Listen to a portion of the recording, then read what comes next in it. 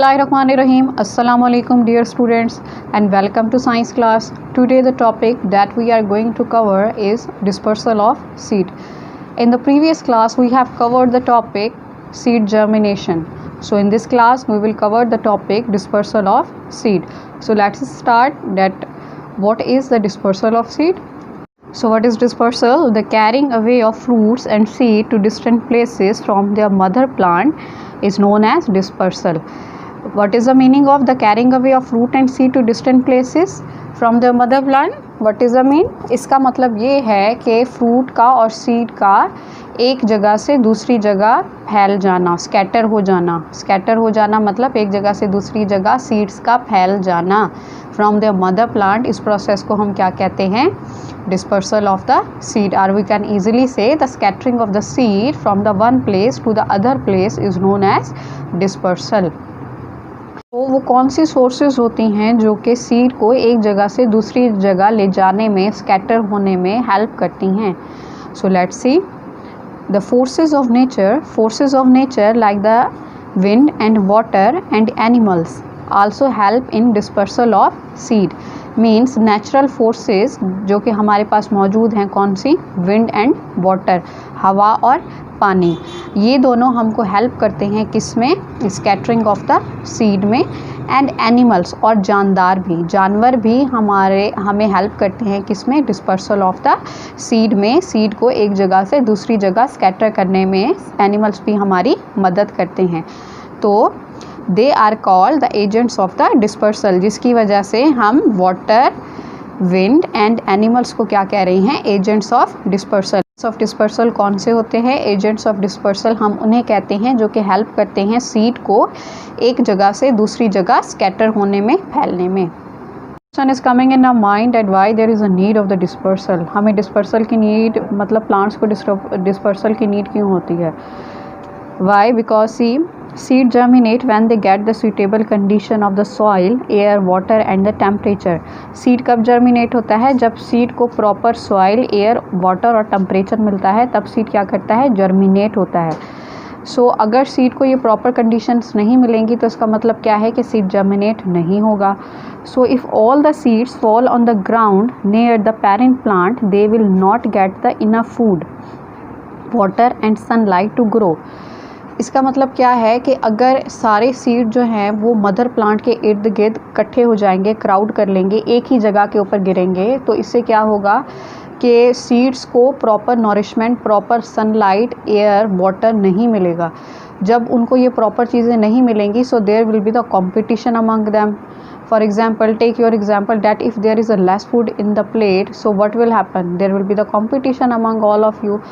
So for this purpose, to avoid the competition, there is the need of dispersal.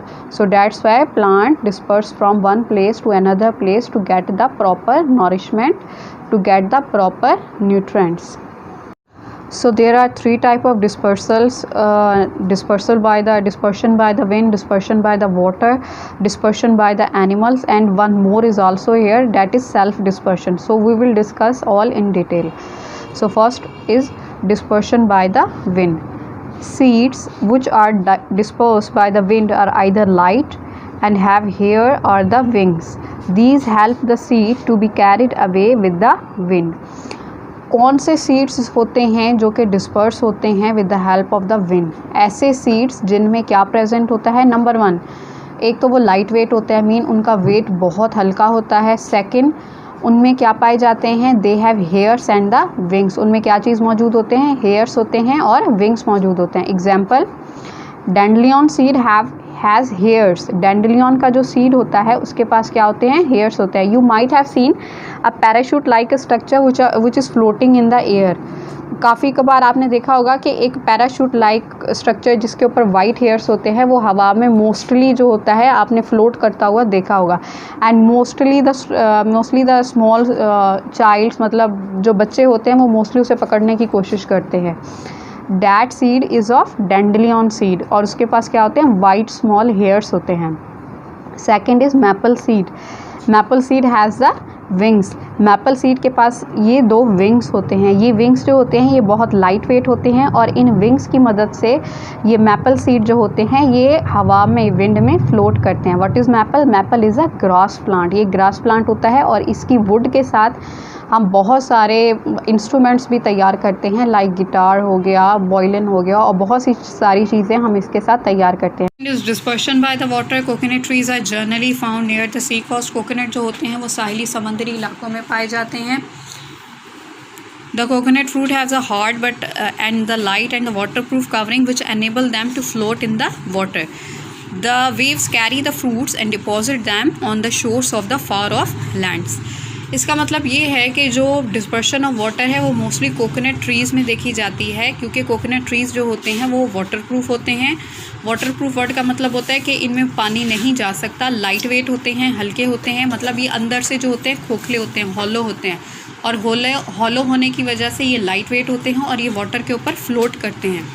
तो जो सी की waves होती हैं, मतलब समंदर की जो लहरें होती हैं, वो इन कोकोनट्स को अपने साथ ले जाती हैं दूर दराज इलाकों तक और कहाँ पर समंदरी साहिलों पर जाकर डिपॉजिट कर देती हैं और वहाँ पर ये जो कोकोनट होता है ये कन्वर्ट हो जाता है अगेन एक कोकोनट ट्री में। तो इसके ज़रिए जो कोकोनट होता है वो डिस्पर्स्ड होता है। Number 3 is dispersion by the animals. Some seed have the hooks or the spikes which stick to the body of the animals and get carried away. इसका मतलब क्या है? हुक्स और स्पाइक का मतलब क्या होता है? लाइक सी द कॉकलेबर सीड, इसके पास क्या है? हुक्स हैं। हुक्स मतलब कांटे हैं इसके पास। ये जो कांटे होते हैं ये एनिमल की बॉडी के साथ क्या हो जाते हैं? स्टिक हो जाते हैं। स्टिक मतलब चिपक जाते हैं और एनिमल जो होता है इनको दूर दराज इलाकों तक ले जाते हैं अपने साथ और इस तरह से ये सीड जो होता है ये डिस्पर्स हो जाता है। डिस्पर्स होता है किसके ज़रिए? एनिमल के ज़रिए। Many fruits are tasty to eat. Human beings and the animals eat the fleshy part of these fruits and throw away the seeds on the ground. Many birds and animals eat the fruits along with the seeds.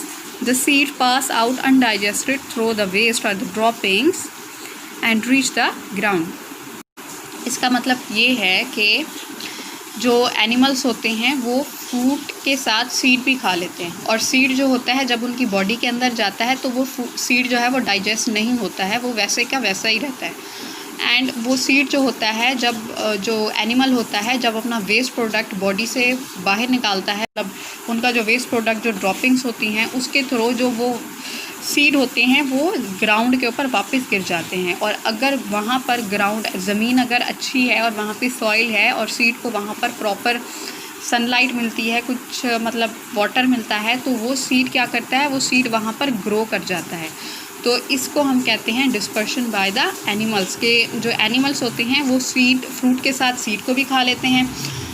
वो seed जो होता है वो उनकी body में digest नहीं होता है और एनिमल्स जो होते हैं और जो बर्ड्स होते हैं वो अपनी ड्रॉपिंग्स मतलब अपने वेस्ट प्रोडक्ट में उस सीड को अपनी बॉडी से बाहर निकाल देते हैं। और जब वो सीड ग्राउंड के ऊपर आता है, मतलब उसको कोई ऐसी जगह मिलती है जहाँ पर अगर उसको फेवरेबल कंडीशन मिलती है तो वो सीड क्या करता है? वो सीड वहाँ पर ग्रो कर जाता है, कन्वर्ट हो जाता है एक न्यू प्लांट में। तो आपको आज का लेक्चर बआसानी समझ आ गया होगा। इंशाल्लाह in the next class we will cover the other topics.